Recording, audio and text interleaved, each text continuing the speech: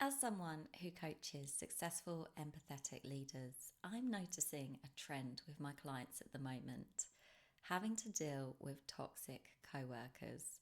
Tell me if this is something that's happening to you. But a pattern that I often see is there's this successful, driven, career orientated woman. She wants what's best for her team. She's worked her way up to a really successful role within the company, some like mid level management. Maybe she's a project manager responsible for contracts that are worth millions of pounds to the business. And in that role, there'll be someone, a subordinate, someone who needs to go to her as their manager, and they are toxic. They don't want to cooperate. They want to sabotage the project. They want to undermine her, or they just want to feel like they're in control. And I think that's the thing with toxic people is they love being in control. And just by the fact of you being their manager, that instantly puts you in a position of where they just want to attack you. They just want to undermine you and they want you to fail because that to them would show that how powerful they are. And these people can be so damaging to a business because they're not thinking about the business's needs. They're not even thinking about their own career needs necessarily. They just want to win at whatever cost. And what I find happens when these situations unfold is because that individual, the leader, they're empathetic, they want what's best for everyone, they're a real team player, they see the good in everyone, and they want what's best for the business. They just are seeing the situation with rose-colored spectacles initially. They see the best in that person and they want to cooperate with them and manage them into like a different situation. But that person will often then escalate the behavior because obviously if you're trying to manage someone and they're narcissistic, that is going to escalate their behavior and need to control and put themselves back in charge. So that can often lead to greater levels of conflict.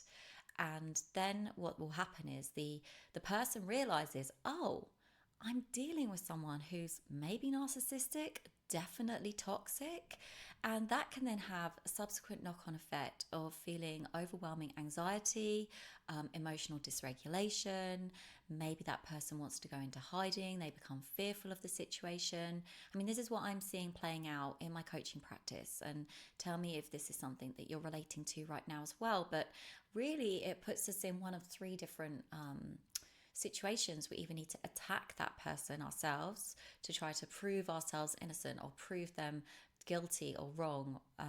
We become defensive, so we become quiet and reserved and we start to minimize ourselves. Yeah, I'm sure there's another way. Defensive, attacking, and hiding, I think, are the three options. So yeah, you can either defend in like trying to defend your position, or just plain out hide and run away and go into that sort of like flight, submit response in the workplace. And none of those make you like come across as a good, strong, confident leader. So it really does undermine your position in the company and all that stuff that you've worked up to. Like you've built that career up, you've shown yourself to be excellent at delivering, and the leaders of the company, the bosses, have seen that in you, that potential. And here's this person that you might not have even recruited them. You might have just hired them. They might have already been in the position when you were given your new role as leader. And, you know, after a few months or even weeks, it might quickly unravel that this person is pretty toxic and they're not on my team. Like they're not batting for the same team that I'm playing for. Does that make sense? So what we often do is like we'll try and use the traditional routes. We'll go to HR and we'll say this person is not cooperating. But often that doesn't really work because these people are so sneaky and so manipulative, and they know how to hide their abuse and their undermining behavior. They know how to play the game so that they're not found out. They will have put their flying monkeys in place. They would have started the smear campaign long before you became aware of it. They will put on the superficial charm with other colleagues, other managers in the business. And so when you come along saying, I've got a problem with so and so, everyone else is just going to eye roll you and say, you're making this up, like they're a great guy. What do you want about? So the HR route and the trying to get assistance from other colleagues route doesn't work. If you try and approach them directly, that is just like putting gasoline on the fire, because you're basically admitting that they're getting to you. And to them, that is like music to their ears. That's like, yes, I now have endless source of supply because I know this is working. And I will just feed on this emotional energy and turmoil for infinity. That is like validating their behavior is working to get the desired outcome. So, yeah, often approaching them, well, is never a good idea from my experience. So, we don't want to do that either. So, then we're like, well, what do? We can't go to other people, we can't go to them. If you leave the business, there's every opportunity that you're just going to walk into another situation with these sorts of characters. They are literally everywhere. So, running away or moving yourself out of the situation also doesn't help. So that leaves one only other option, and that is to look within. When we're triggered by these people, it's really important to think, what is it inside that they're triggering? And that's where you can do things like inner child reparenting work, shadow work, the somatic processing work that I take my clients through really helps to change the thoughts, the feelings, and then the behavior. And when you're no longer feeding the feelings that a narcissist toxic person needs to see in order to feel like they still exist, they just get bored and they walk away, because then they're losing the battle as they see it. So they will just walk away, and then you'll come out looking on top, and you wouldn't even needed to have lifted a muscle. This will have just shifted at an energetic level, and they will just get bored and tired, and they will just disengage. I see this happen time and time again. They will just walk away, but it does take that courage to look inside and think, what was it inside of me that attracted a person like them? Because at a universal level, we're always attracting lessons that we need to learn, and it's up to us to actually take those lessons on board or reject them. The other thing that can happen when you start to disengage and you get rid of the emotional reactions inside of yourself, you stop feeling triggered, then they can sometimes go nuclear. They can escalate their behavior because they saw something was working before is no longer working. They don't know you've gone away and done all this self-improvement work in the background, by the way. So they're confused and they think, okay, I just need to up the ante. Maybe I just wasn't doing it enough.